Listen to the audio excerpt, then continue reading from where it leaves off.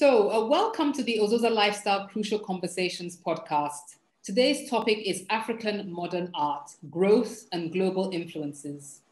To explore this subject, we are honored to have the very accomplished artist, Oliver Enwonwu, with us. Oliver Enwonwu is the president of the Society of Nigerian Artists, the umbrella professional body for all practicing visual artists in Nigeria. He also runs Omenka Gallery, which showcases African arts, Omenka Online, which sells African art online, Revilo, a publishing company, and the Enwonwu Foundation. He holds a master's degree with distinction from the University of Lagos, Nigeria. He comes from a long line of artists. His grandfather was a reputable traditional sculptor, and his late father, Professor Enwonwu, was widely celebrated as Africa's pioneer modernist. In his work, Oliver Enwonwu elevates Black culture to challenge racial injustice and systemic racism by celebrating the cultural, political, and socioeconomic achievements of Africans through an examination of African spirituality, Black identity, and migration, contemporary African politics, Pan-Africanism, and the global African empowerment movement. Welcome, Oliver Enwonwu. Thank you very much for the kind introduction, and thank you for having me on your podcast. We're very, very honored to have you with us. I'm happy to be here as well. Thank you. So as an introduction, I would like to ask you, how would you define modern art in general? I'd say that modern art is a break, an ideological break from the academic style that prevailed at that time. It's an ideological break from that into a leaning towards the abstract. You know, the academic style was viewed as being stiff, you know, and the artists at that time wanted something more fluid where they could express themselves even better. And this movement happened, I think, towards the end of the 19th century. I'll say the turn of the 19th century. So it crystallized at that time. So it's an ideological break from the academic style prevalent at that time. Interesting. What would you say the global modern art movement, when would you say it started? So you've said sort of the end of the 19th century. Are there any key names you can mention who are part of this movement globally? Yes, I'd say artists like Pablo Picasso, Claude Monet, Henri Matisse. These were Jackson Pollock, the American who, you know, was vital to abstract expressionism from the 1950s. These are some of the artists that I'd say the very prominent protagonists of that movement. Yes, so it's interesting to see the development started at the end of the 19th century. So yes. From this, you know, the Industrial Revolution really coming into full flow. I'd like to sort of mention a quote by your father, Enwonwu, in 1989. So he said, "I will not accept an inferior position in the art world, nor have my art called African, because I have not correctly and properly given expression to my reality. I have consistently fought against that kind of philosophy because it is bogus. European artists like Picasso, Braque, and Vlaminck were influenced by African arts. Everybody sees that and is not opposed to it. But when they see an African artist who is influenced by the European training and technique, they expect that the African should stick to his traditional forms, even if he bends down in copying them. I do not copy traditional art. I like what I see in the works of people like Giacometti, but I do not copy them. I knew Giacometti personally in England, you know. I knew he was influenced by African sculptures, but I would not be influenced by Giacometti because he was influenced by my ancestors." So what would you say to that, and to the extent that the Western modern art has been influenced by African art, and how did that take place in the trajectory of our history? Well, it's a very apt quote because it represents the struggles of African modernists at that time. Many of them, like Enwonwu, were viewed as pale copycats, you know, of modernism, of modern art, which of course has its roots in Africa.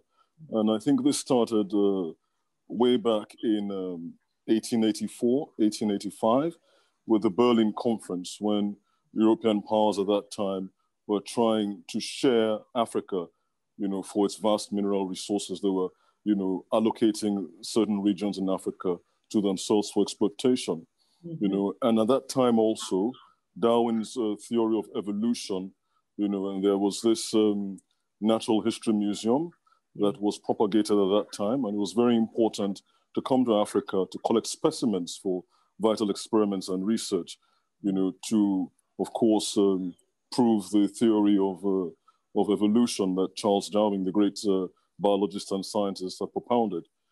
So Africa was a fertile ground to collect specimens, and along came the Europeans, and of course, with their conquest, they came with their ideas of modernity, and of course, this also influenced our style and our way of living. In 1897, for instance, the British came, to Benin and sacked the kingdom. And in sacking the kingdom, they looted away, very many of the art pieces in the palace. It was even burnt down, and the Oba was banished to faraway Calabar, where he was exiled, and many years later he passed away. And with it, a lot of the sculptures found their way to the museums of France and Germany.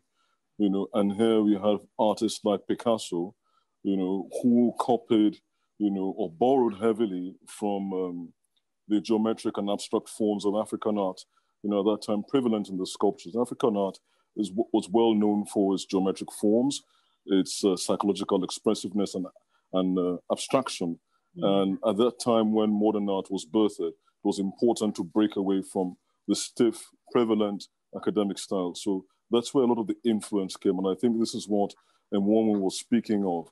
At that time, maybe from the 1930s and 40s, you had African artists who were educated, at prestigious institutions abroad. For instance, Enwonwu went to the Slade at University College London, where he was able to learn more of the rudiments of art and a fine easel painting tradition.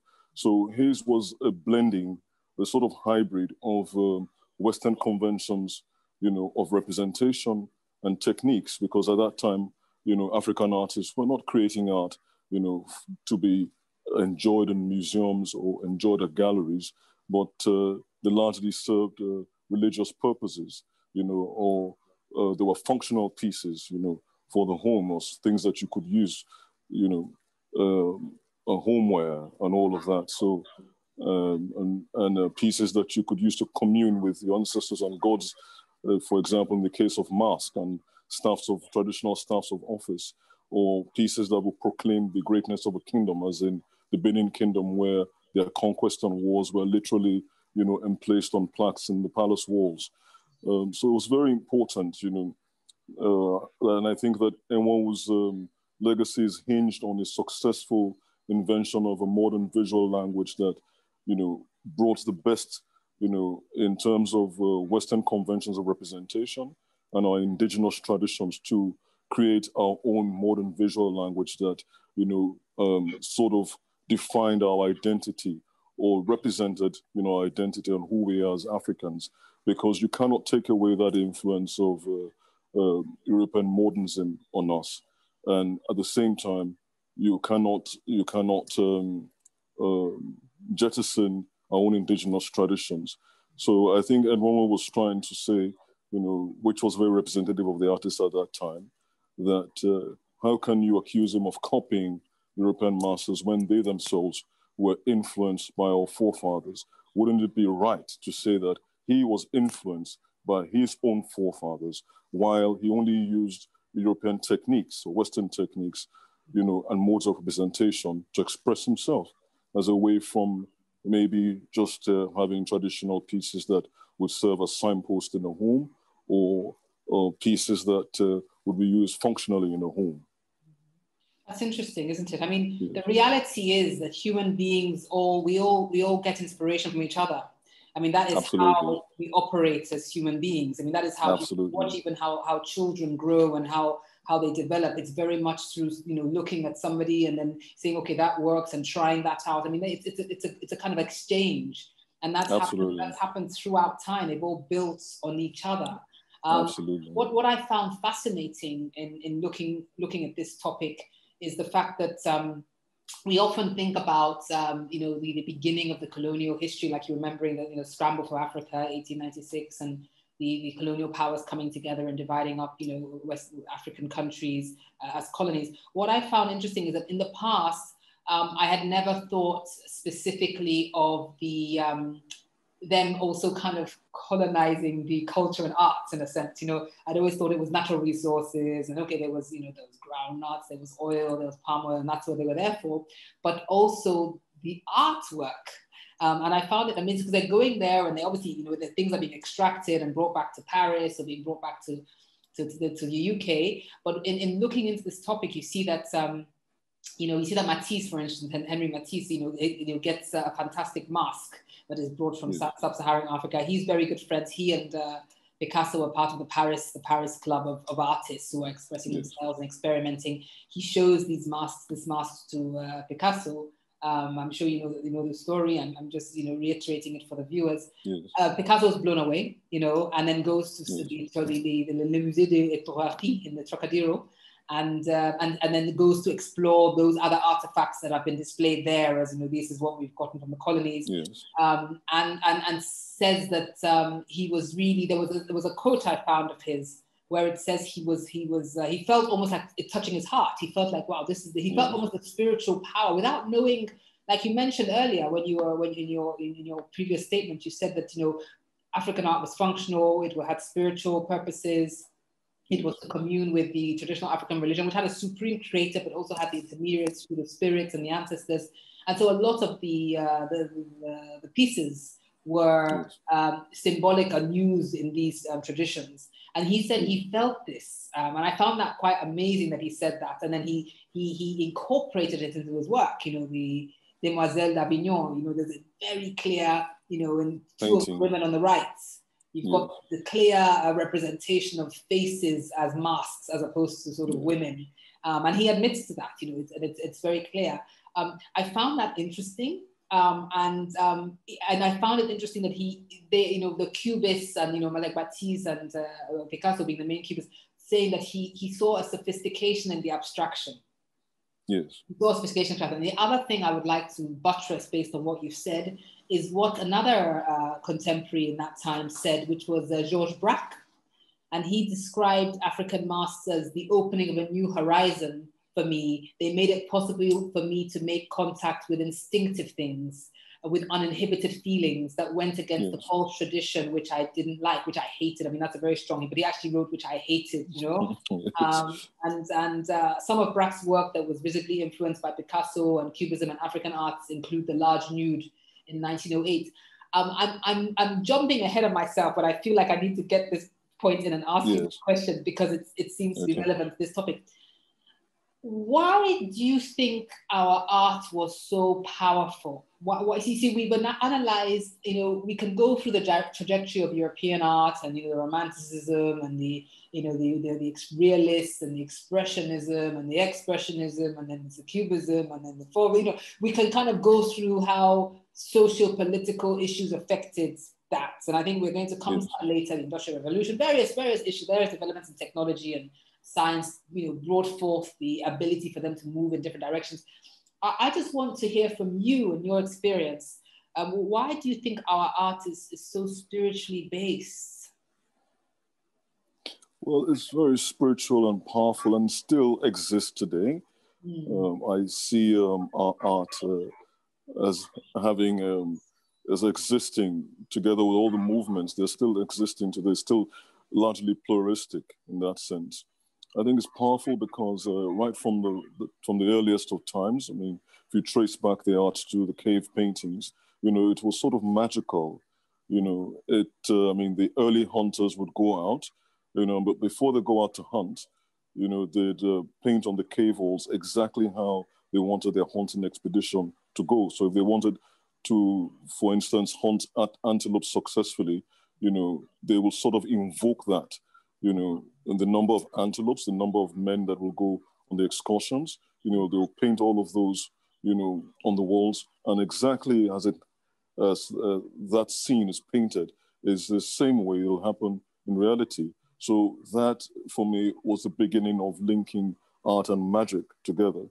And then when you think of traditional African society and how, we exist in both the physical and the liminal worlds, the spiritual worlds, and that space that exists where our masquerades operate, and that's a liminal space, you'd see that we coexist with the spiritual. So even when our forebears pass away, we still believe they're with us in spirit, Yes. and they come out at festive occasions to celebrate with us. Or when a great personage, has passed away, his funeral is marked with a masquerade coming out to dance and escort him into the land of the spirits, where occasionally he still comes. So even, for instance, in Igbo society, you see that, the head of the family, the titular head of the family, who's called the Opala, for instance, he has a staff with which, he still communes with the ancestors, and, counsel is sought on many occasions for when important decisions are to be made in the family. So it's very important, and you have, sculptures that are made to represent some of these ancestors and represent some of these deities, and you commune with them. So they sort of still live with us. And I think that that's what makes our art very powerful, because it's spiritual in that sense. So it's not just for documenting history, where you can trace, the history, or, you reconstruct the history of a people, for instance. It has a spiritual, connotations which still exist today. So where you see the modern man, who is Christian and who is even a professor, he's still a chief, because, in his village, and he still obeys, or observes these traditional rituals and principles. So it's created a sort of hybrid society. And what's happening now is that some of those born in these times, the millennials, are, trying to reclaim this space all over again. I'd also like to add that it's not only the mask and the traditional archetypes that we're taking away, that influenced that influenced the birth of modern art as we know it. I'd also speak about the influence of the West, on African art. And I think that came, as you mentioned earlier, with rapid industrialization, the advent of Christianity. The Christian missionaries also had their great influence, on African art here. For instance, in the 1940s, we had Reverend Fathers Frank Mahoney and Kevin Carroll, who were at Oye Ekiti at that time, and who got the likes of Lamidi Fakeye to interpret biblical themes, using traditional Yoruba sculpture. So that is also a very huge turning point. We had patronage, Western patronage, that influenced the stylistic development of African art. We had people like Olibaya, and he believed that the African, should create without any influence from European dictates. And he felt that African art was strongly mythological. And at that time, he got a lot of unschooled artists who had not witnessed or experienced formal education. And he got them together in workshops in the 1950s and 60s in Oshogbo. And that's known today as the Oshogbo School. So you have the influence of Western patrons who also influenced the stylistic development. And that set them on a course, on a strong course against the academics at that time. People like Enwonwu at that time, people like the Zaria Art Society members, like Yusuf Grillo, who were not happy that, artists who were not schooled, for instance, were dictating or were, had the audacity to dictate or try to dictate the flow of modern art developments in Nigeria at that time. So I'd also say that I've mentioned rapid industrial growth and the advent of technology as well. The Christian missionaries, these were strong influences that impacted, the stylistic development. And of course, patronage, because in every society, the styles of the artist, are influenced strongly by those who are acquiring the pieces. And at that time, the artworks had to go through some sort of aesthetic filtering, so that they're acceptable to a Western audience internationally, because at that time, artists were courted by the Western folk who came here, in search of jobs, in search of discoveries, and of course to propagate the gospel. So they were the patrons at that time, and they had their abiding influences that, are still, palpable today. Yes, it's interesting how there's a repetition there, isn't there? Because we look at the, yes. If we look at prior to kind of, maybe the Enlightenment period and things like that, where art was predominantly in Europe also a tool for wealthy or church institutions, and they were the patrons. Yes. And so you notice the artists then were manifesting art on, on behalf of the patrons and telling stories from, the Bible or, spirituality, and, quite instructive, and was telling stories to the congregation who was predominantly not so literate at that time. So they were in awe of the paintings going into the church, their stories they were reading on the walls, of the church, of what happened, in Christian theology. So it's interesting. And then I suppose with the Industrial Revolution and those changes that happened, they moved away from those patrons. Those patrons became less relevant. And I suppose that's also what's happened during the colonial period. We've kind of, obviously we've had our pre-colonial art, and then we've also had our post-colonial art, which has been a blending of those things. There's a couple of questions I want to ask, and I'm wondering which ones to go first, which so I don't lose my thread. I found it fascinating that you just mentioned how intentional the art was. And by that, I mean, they were drawing on caves, visualizing. I mean, there's all these self-help books now on visualization and the power of visualizing, the power of mind mapping and drawing what you want to happen and journaling and writing out what you want to achieve. And then because you've written it, it almost manifests itself. You almost, the process of writing almost enables you to kind of realize that. So there is a power in the writing or the documenting, whether it's an artistic form or any other form. I find that quite fascinating, to be honest with you. And I wonder, I mean, is this a natural human inclination? Is this an instinctive wisdom? Do you have any insight on this?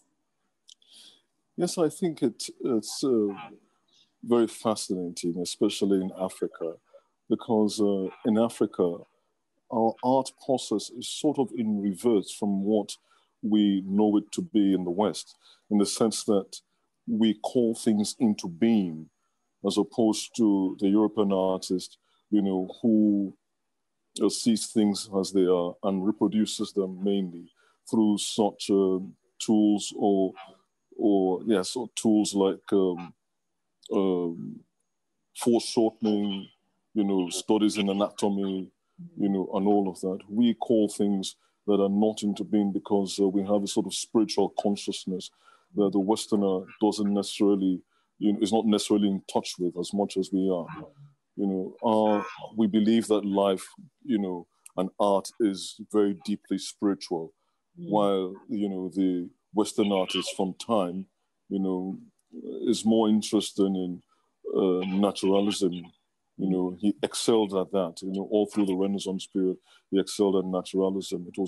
He was more interested in replicating what he sees, to a faithful copy, and that's why anatomical studies were very important. And, scientists worked very closely with artists, and, even the great artists would, would study very extensively human cadavers to make sure he gets every muscle right. And that's where you had people like Da Vinci excel, because, he, for me, is one of the fathers of anatomical studies. He would take cadavers apart and, try to imagine how the veins and how the muscles, and how the tendons are, how they connect to the bones. It was very important for them. We were more interested, in the spirituality of, for instance, if I'm going to represent, a human, I believe I'd make his head larger because he comes to the earth with his head, and his head is the seat of wisdom and carries his destiny. So there was more significance in representation, and spiritual connotations than actually just faithful rendering. And for me, that was the that signals the death for me of realism when the camera came into being, and that's when the Westerners woke up to see that, you know, you have to be more expressive instead of only just rendering nature, you know, to the best of your ability.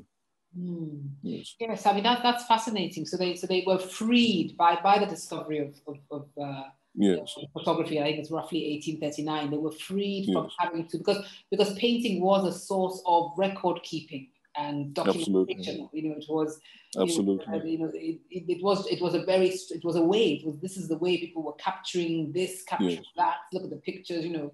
And then they were freed from the need to do that, so they could express emotion, they could express concepts, and this is where it all kind of comes together.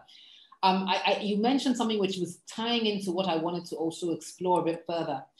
I was wondering where and you've kind of addressed it actually, but if you can expand on it, I'd really appreciate that. I was wondering where the sophisticated abstraction in African art comes from, because that is very particular. The abstraction, the way let's focus on the sculptures for now. Yes. The abstract elements is where is this coming from? It must have started. Is it the conceptual aspect, the fact that they're really focusing on the symbolism of ideas, and they wanted to, as you said, the head is larger. You know, when you were talking, I was thinking, okay, maybe this is where it's coming from. Can you expand on this abstraction technique for us in African art? Yes, it comes essentially from symbolism. It was very important, I mean, for them to symbolize. I gave the example of the head as a symbol, you know, of wisdom, you know, and that for me is a very important example, because a lot of our figures have enlarging heads. They've got several facets of the anatomy exaggerated, you know, and they're all symbolic. They represent something in different tribes. And when you imagine our diversity, for instance, in Nigeria alone, you've got close to 250, you know, tribes, our diversity, you know, and think about that all over and across Africa. Okay. It was very important, symbolism. And I think African art, symbolism has a very large role to play, because, as I mentioned earlier, it wasn't necessarily for aesthetic purposes. You know, it was mainly for religious purposes. We believe that our art, you know, emanated from the spiritual. So several facets of the human anatomy, for instance, the head, you know, it was important to exaggerate that to show its importance to our lives and its importance and, you know, its role in how, you know, we're able to chart our trajectory in the world and our purpose, you know, in the world. So symbolism played a very important role in our art. Yes. I'm thinking about the impact of people like Freud with his interpretation of dreams, which affected how also Europeans started to view expression of emotion, expression of the subconscious as well. So I think we have the Industrial Revolution, we've got photography, but also a move into people looking inside more, you know, being a bit more instinctive, being a bit more subconscious. And I mean, what would you be able to expand on that a little bit, and how it must have affected the artists, you know, in that era, so 19th century artists, late 19th century artists? In the West or in Africa? In the West, because Freud would have, you know, his work would have been published, and then I think artists would have realized that they are free to express things that maybe are not traditionally expressed, you know? I have the idea that at the time in Western society, expression of emotion, expression of anything that is not sort of material and seen and real was kind of suppressed, you know, for whatever reason. You know, we've discussed of Africans, you know, being very sort of spiritual and very much in touch with the seen and the unseen, and recognizing that there's realms beyond what we have, and you know, I think Africa generally, I know I'm generalizing, but generally they were quite expressive emotionally. You know, there's you know, there's that, and I feel like there was also, adding to what we've been saying, there was the liberation of the mind in that in what Freud actually exposed.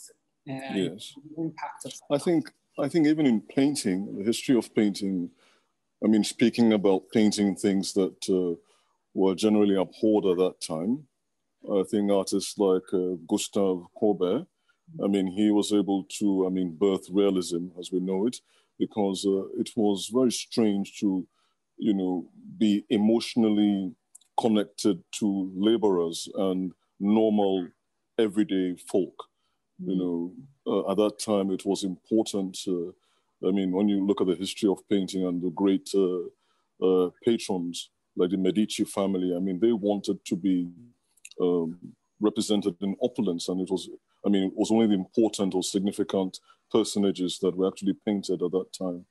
You know, so we had people like even Francois Millet, who represented the downtrodden and the pheasants, you know. So I think that was when they started getting really emotional, you know, and the emotions, they wanted to paint the suppressed, those who were laborers, they wanted to capture the emotions on their faces and the suffering and what they had gone through. So that in a way might speak to what you're emphasizing now, you know, when, you know, they still, and for me, that's the birth of realism as different from naturalism, because realism, you know, had to do with suffering and emotional turmoil. I mean, that's how we describe it.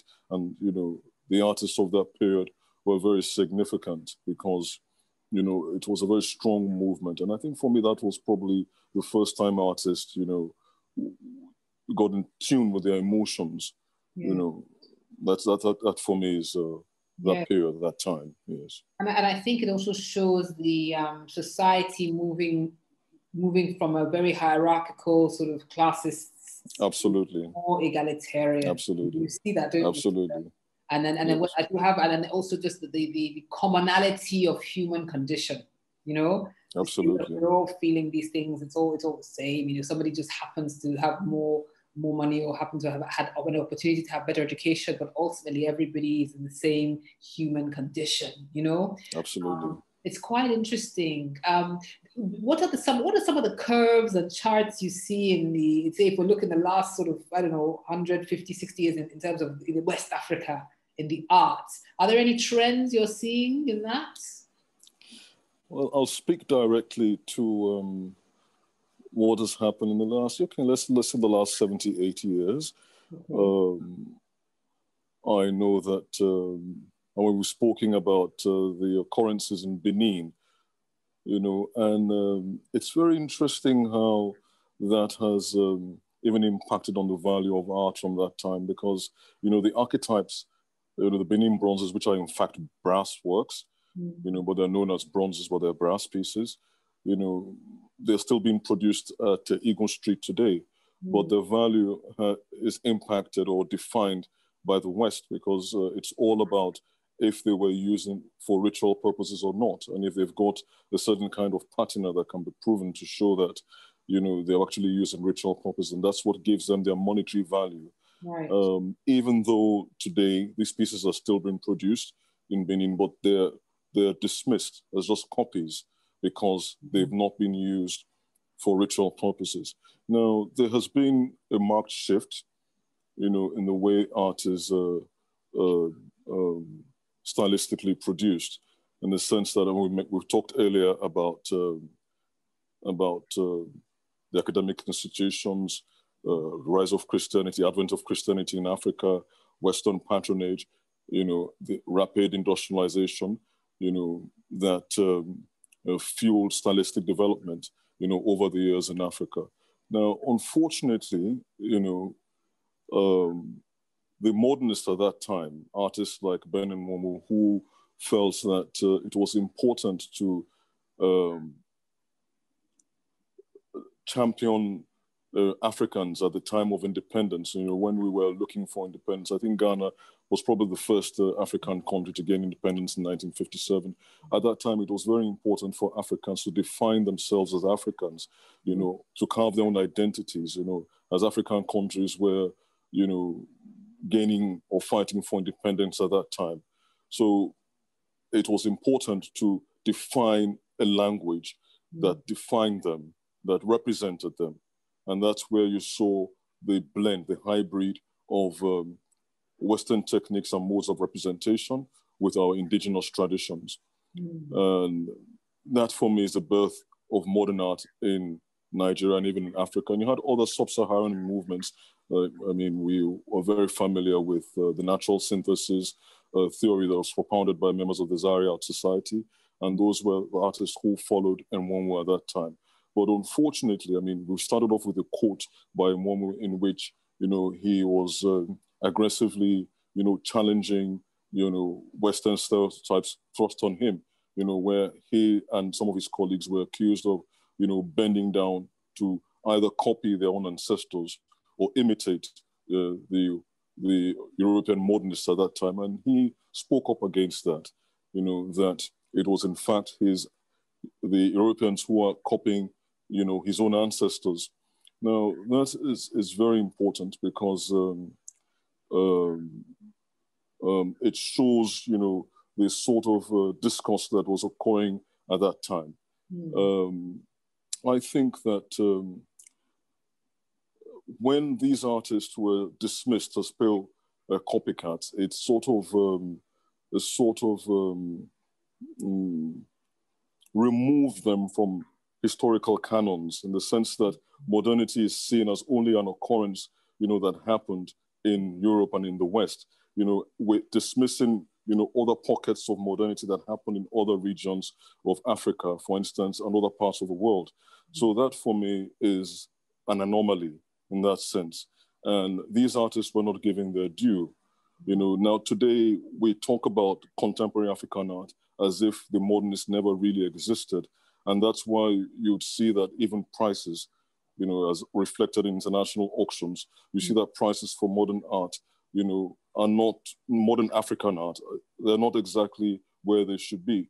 Benewonwu's Tutu the other day in 2018, June of 2018, went for $1.6 million, but that is a far cry, you know, when you compare $3.3 million for a much younger artist who is probably not up to 45, Njideka Kinyuli Crosby, whose work, I think Bush Babies went for $3.3 million, you know, on the international art market. And that, for me, is a prime example to show that, you know, the contemporary artists are now giving significantly more recognition than the modern artists who actually birthed them.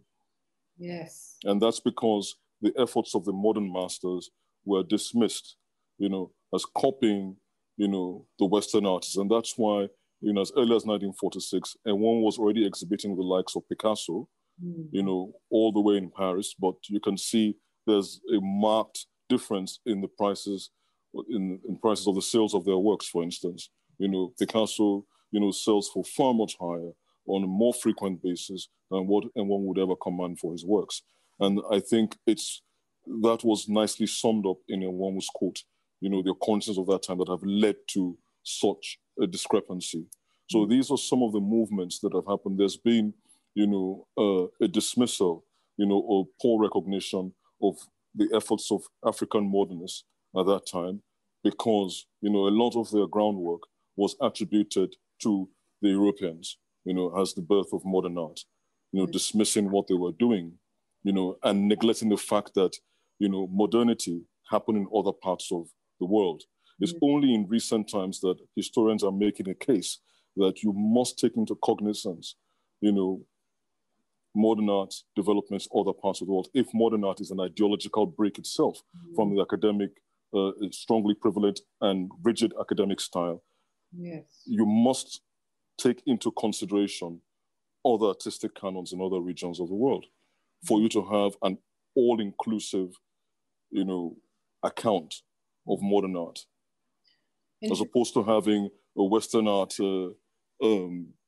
narrative that excludes other areas of the world.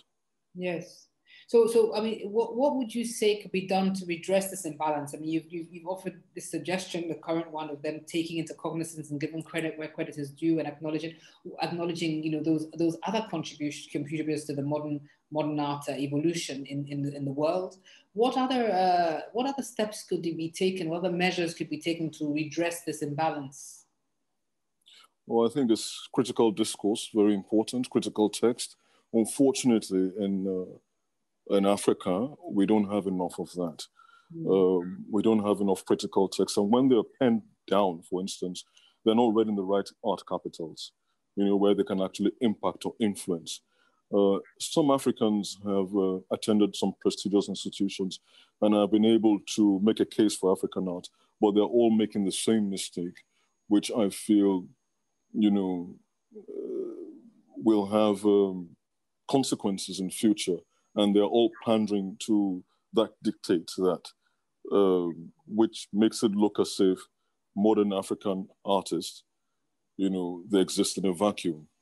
And starting our art as if it started from contemporary times.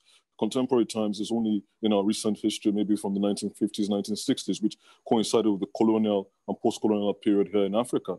So how can you start our African art history from that point? Yeah. For a profession that age is a very vital factor in the value of an artwork, how can you lay credence to the fact that your art started from the 1950s or very early 1960s? Then it becomes problematic in that sense, because you are agreeing to the fact that you have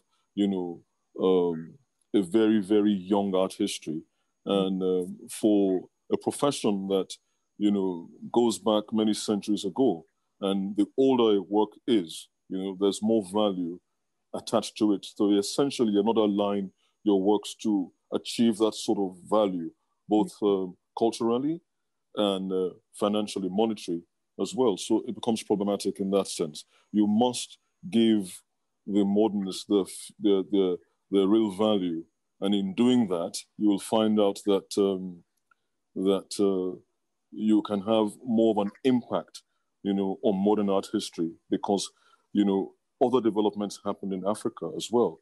And if modern art, as I mentioned earlier, is an ideological break from the academic style, and some of these occurrences happened not only in Africa, other regions of the world, you must have an all-encompassing account of art, modern art history. Yes, I mean, so do you think then, why do you think it's a lack of knowledge about the depth and breadth of the history, or is the pandering to do with where patronage is coming from? I mean, what is your view? Well, it's the pandering, more than anything else, because knowledge is out there and it can be researched. But I think it's more of the pandering, because especially when you want to have big museum shows, and the sponsors would sponsor what they want to sponsor, for instance. And with dwindling budgets for museums, they have to be very innovative in how they bring visitors through their doors, because the visitors essentially would pay the entry fees. And when they pay the entry fees, then they have the sort of budget to which to run the operational costs. So I think that has a very significant part to play with the way that art has been appreciated from Africa and other regions of the world. If you look at some of the major exhibitions like Africa Remix, with curators like Simon Njami, you'd see that they took into cognizance more of the contemporary artist than the modern artist. So you're not essentially weaving a proper narrative of African art. You can't tell the history of a continent by starting with the present. Yes, no, definitely, absolutely. So one of the things I also wanted to touch on is what do you think the role? I mean, most people acknowledge, or some people acknowledge, that art has a role in changing or shaping society. We've seen that throughout history. The Benin Kingdom used their arts to show conquest, to show power. People use art to record events. People use art as a reaction to events. People use art as a moving away from a certain trajectory. And we see that also with our African modern art as well. It's used to express current issues and emotions and ideas and desires. What role do you think art has in shaping society? Well, art's role is multifaceted. You've mentioned it's used even in building a relationship with your creator on the supernatural world. You also mentioned touched on the political, how it's been used to proclaim the greatness of an empire as a marker of civilization. These are some of the roles, even functional purposes in the home. But in shaping society, I think it becomes more powerful when it's used together with other professions. For instance, I believe in that interdisciplinary link. I think it's very important. For instance, I'll take an example, maybe in climate change. You know, when you're able to see how artists can actually take disused objects from the environment, objects that have been thrown away, and repurpose them into beautiful works of art that can even be sold on the international market. For me, that is a living example. You know, you see artists who, because I frown, you know, at just using art, you know, for awareness. I think it's deeper than that. And that for me is a prime example when the artists are actually taking objects, you know, that, you know, that are not, that cannot be degradable, you know, and, you know, actually reconstituting them into useful pieces of art. That for me, you know, is a prime example and is something that will influence policy, because the changes only come at policy level, and also reorienting people, you know, changing an ideology. And once they see things that are happening in the physical, you know, they're just not, it's not just for awareness purposes, but you can actually see a physical example.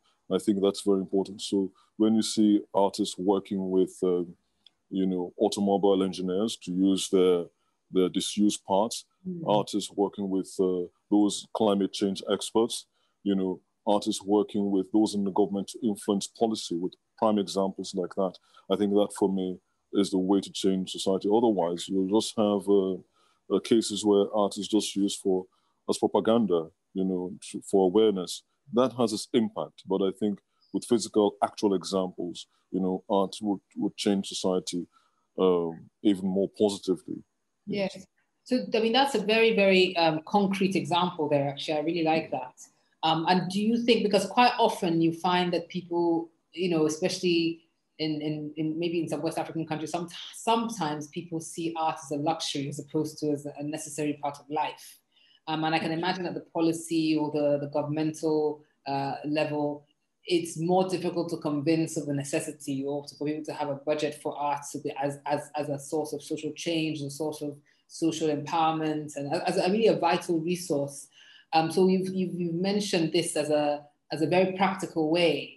Are there any other ways we can encourage you know, authorities to take art, to really give art its rightful place, actually, in the same way as when we had our own governance systems, art had a very, very prominent place, you know? I think that, let me speak for Africa. I think in Africa, we haven't yet won the battle. And for me, the battle is showing that art can actually contribute to our GDP. That really is the battle. Once we can win that battle, then I think that the rest is history in that sense. The governments in Africa, Nigeria, for instance, we're still grappling with erratic power supply, still battling with pipe-borne water and basic infrastructure. So anything that they're going to give any attention to has to be something that can change the lives of people, create jobs, and contribute to our GDP. And that's where artists, you know, and those in the business of art, you know, have to make a case. And it begins with mapping the art industry to show what are the areas, you know, what is the value chain system, what are the areas that art can contribute, you know, where are the investment opportunities.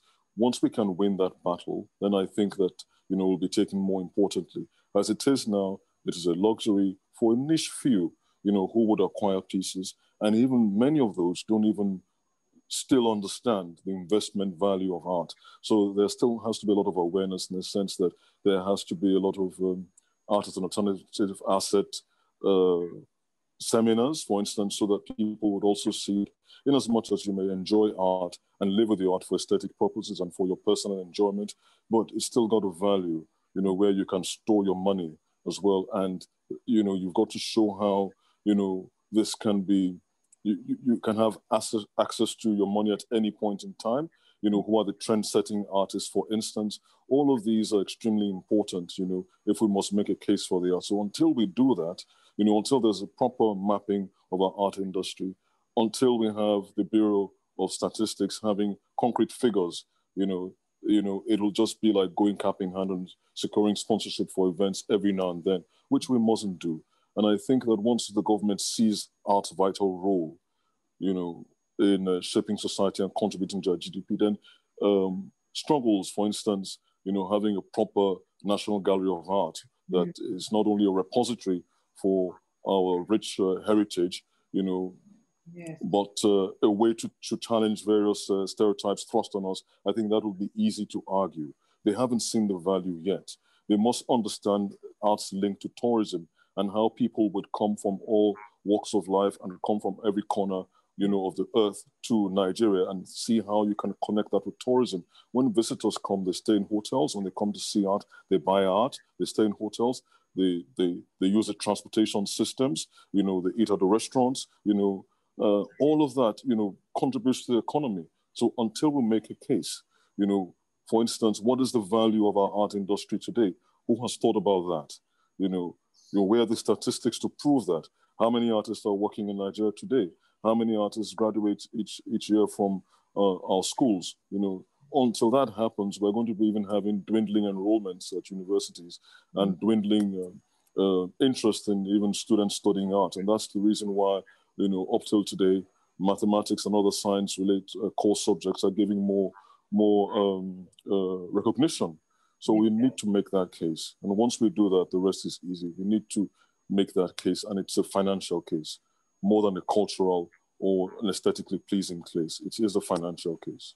Yes, well, that's fascinating. I mean, and there is clearly, for me, I think there is clearly a demand for these things, but it's really sort of quantifying the demand and tapping into that demand and getting the information. Absolutely. I mean, places like Oshobo are just amazing. We've got a lot of fantastic tourism opportunities in the country. Absolutely. On that note, I would like to really give you a hearty thanks for what has been a really wonderful, insightful conversation and interview. And thank you so much. I'm sure our viewers have learned a lot and would love to see you again. I've certainly learned a whole lot and just enjoyed the conversation and enjoyed learning more about this trajectory of modern art and the role of African art in that.